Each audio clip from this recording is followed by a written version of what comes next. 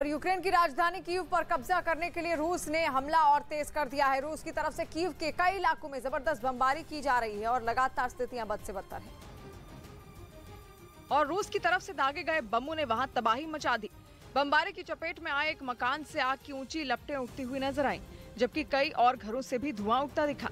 इस बीच वहां लगातार बम धमाकों और फायरिंग की आवाज भी सुनाई दी। रूसी सेना के हमले ने वहां पर सड़क पर खड़ी बसों को तहस नहस कर दिया।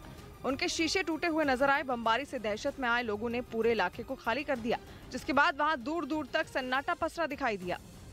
और वहीं यूक्रेन के इरपिन में रूस की फौज ने हमले तेज कर दिए। लगातार हो रहे इन हमलों से पूरा शहर एक बार फिर से दहल उठा। और इस बार रूस के सैनिकों ने इरपिन की सड़कों पर ऐसे धमाके किए कि वहां भगदड़ मच गई। सामने आई तस्वीरों में यूक्रेन के एक जवान से चंद कदम दूर ही इतना जोरदार धमाका हुआ कि वो कुछ समझ नहीं पाया। धमाके की आवाज सुनकर वहां से गुजर रहे लोगों में भी अफरा तफरी मच गई और उन सभी ने अपनी जान बचाने के लिए इधर उधर भागना शुरू कर दिया। ये हालात इरपिन में जगह जगह दिखाई दिए, जिनका सामना यूक्रेन के उन लोगों ने भी किया जो अपना देश छोड़कर सड़क के रास्ते जा रहे थे। वो तो जान बचाने के लिए रहे थे, लेकिन रूस काल बनकर वहां भी उनके सामने खड़ा हो गया। वहां धमाके और फायरिंग शुरू हो गई। ऐसे में कई लोगों ने जहां तहां लेटकर अपनी जान बचाने की कोशिश की। तभी उनकी मदद के लिए यूक्रेन के फौजी वहां पहुंचे और वो उन्हें वहां से सुरक्षित निकालने में जुट गए।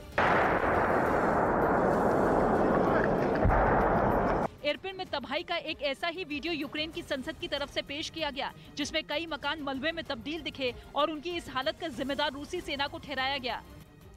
और यूक्रेन में जारी युद्ध के बीच रूस ने यूक्रेन की मदद करने वाले देशों को धमकी दी है। रूस ने चेतावनी देते हुए कहा है कि यूक्रेन को सहायता देने का मतलब युद्ध में शामिल होना है। रूस के रक्षा मंत्री ने कहा कि जो भी देश यूक्रेन को रूस पर हमले के लिए अपनी जगह या फिर एयरफील्ड देगा, उस देश को युद्ध का सामना करना पड़ेगा। इस बीच यूक्रेन में पिछले 11 दिनों से लड़ाई लड़ रही रूस की सेना अब ओडेसा शहर पर कब्जे की तैयारी में है, जो काले सागर के किनारे बसा यूक्रेन का तीसरा सबसे बड़ा शहर है, जिस पर अब रूस की नजरें हैं। अपनी मिसाइलों और रॉकेट के दम पर रूसी सेना इस अहम शहर को हथियाने की फिराक में है, जिसकी आशंका खुद यूक्रेन के राष्ट्रपति वोलोदिमिर जेलेंस्की ने जताई। Жали в Одесу. Завжди відчували в Одесі тільки тепло, тільки щирість.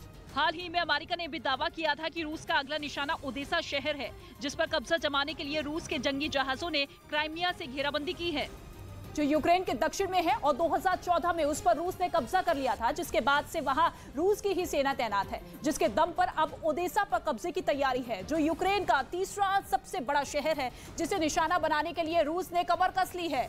और क्राइमिया से ओडेसा ज्यादा दूर नहीं है, दोनों के बीच बस काले सागर का फासला है। और इसलिए माना जा रहा है कि रूस की सेना कभी भी ओडेसा पहुंच सकती है। और अगर एक बार ओडेसा यूक्रेन के हाथ से निकल गया तो उसे इतना बड़ा झटका लगेगा कि उसकी पूरी की पूरी अर्थव्यवस्था बैठ सकती है, क्योंकि ओडेसा यूक्रेन की सबसे बड़ी पोर्ट सिटी है, जहां की बंदरगाहों से यूक्रेन अंतर्राष्ट्रीय व्यापार करता है।